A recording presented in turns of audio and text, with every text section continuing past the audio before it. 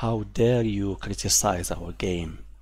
Check your privilege, your access media. We give you review copies and invite you to game shows and a lot of other perks that the normies out there don't get.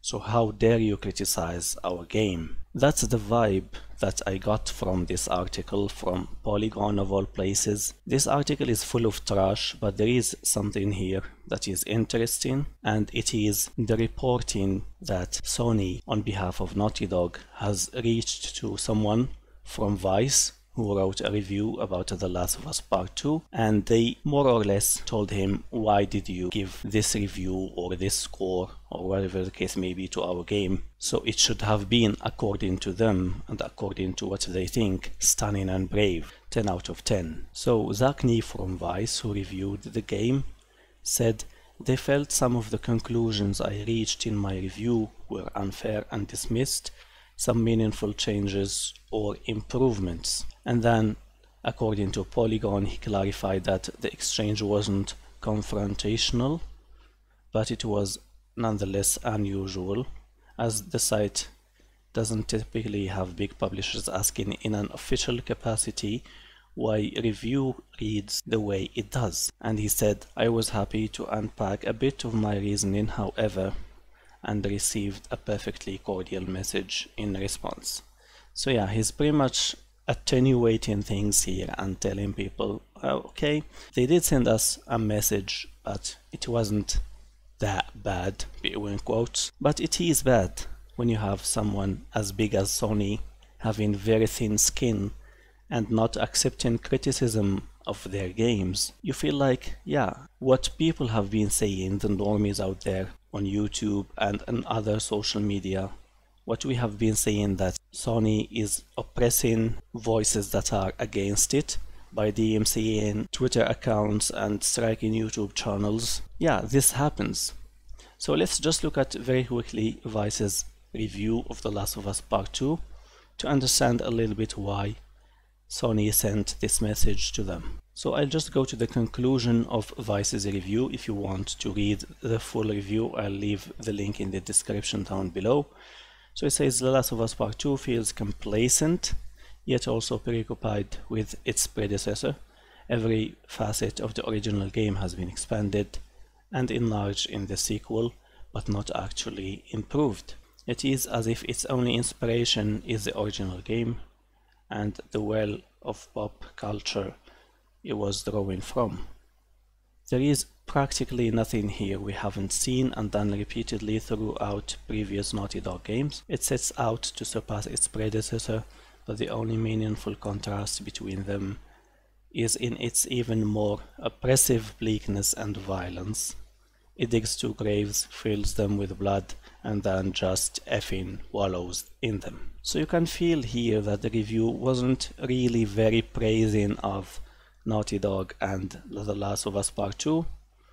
It wasn't very critical of it either, or at least critical of it in one department and not another. But yeah, so if you just don't like the game for whatever reason, seems like Sony is going to go after you because you're access media. Of course, it can't go after people like us unless they do illegal things like striking channels. Other than that, we don't owe them anything. In fact, they owe us because we buy their games with our money. So we have every right to criticize a product that we buy with our money. That's the very important point here. And a lot of people have been saying that access media is having that kind of privilege and they are afraid of losing it if they don't give the game a full score or a perfect score. And this is a very tangible proof here that it is the case. I have also seen Dreamcast guy speaking about this, and he said that a CEO of a certain game, not Naughty Dog, not Sony, not The Last of Us, contacted him in the past because he gave a review of 2 out of 10 for a certain game. He didn't want to go into details there, so the CEO of that game company just contacted him and told him, yeah, it's unfair to give it 2 out of 10. And then he also says that he has been ghosted by Sony themselves when he asked for a review copy of Ghosts of Tsushima. and obviously Dreamcast guy didn't like The Last of Us Part 2, and he was openly criticizing the story and especially the character Abby. So you see there that it is really the way it goes with these people. Of course, not all game companies do that, but at least Sony showed its ugly face here. There is also another review from Fextra Life.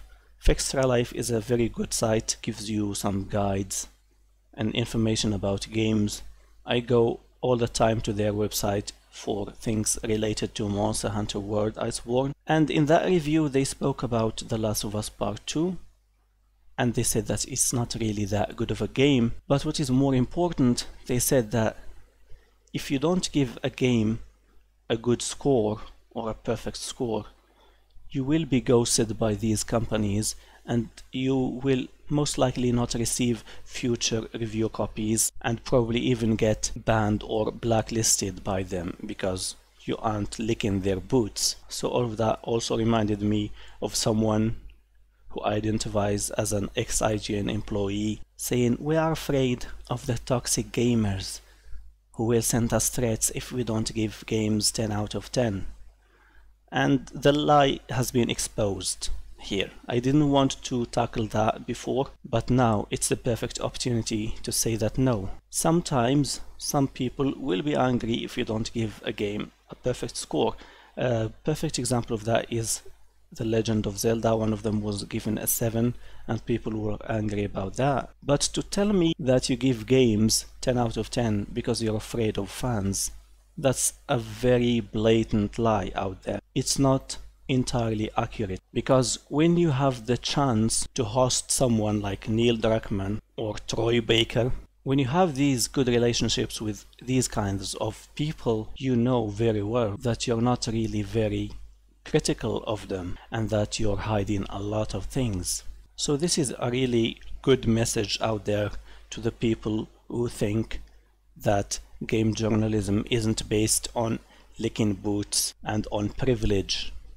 Of course, not all of them. I'm not going to put all of the game journalists out there in one basket. That is not fair. There are some people who are really good at their job and who review the games really well.